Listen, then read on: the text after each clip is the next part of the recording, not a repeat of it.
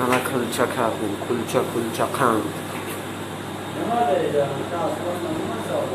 خیلی نصیب کردیم یورا در تنور میبندیم. اما تنور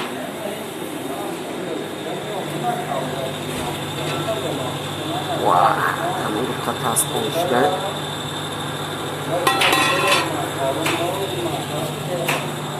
باز میبینیم بعد کلچه قنده ما چخیل میبینیم. کلچه قنده کلچه توشکی نه تخم از زردشتی دو کردیم زردشه در بلوش میشکیم سفیدشه در را کلش شود چسبه بطنه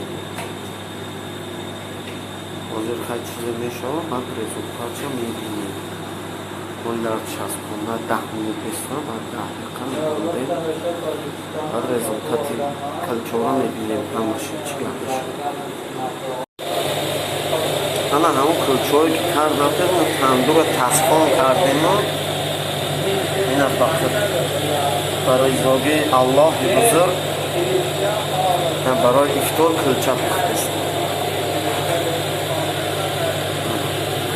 هر یک کلچه از میگوید که باید به همین را پوشیدن باید یک دیگر هم میگوید ما خیلی باید کردیم انا میپوشیم به همین کلچه پول گیریم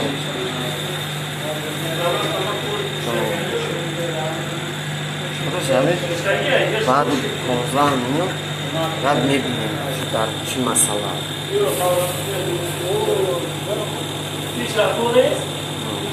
خوبتر و شوزی بود دیگر یک هم ترک بیستم بعد چپا میگردیم دیگر رایانکی خیلده نمی شود ولی ماندگیش با میبینیم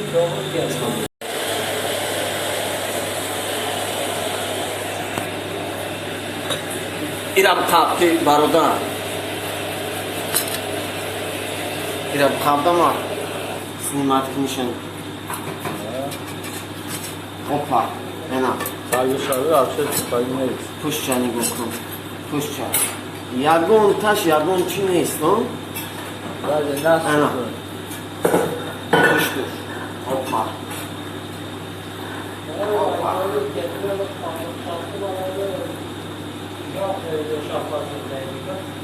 Proč koronavirus? در غریبی کلچه پزی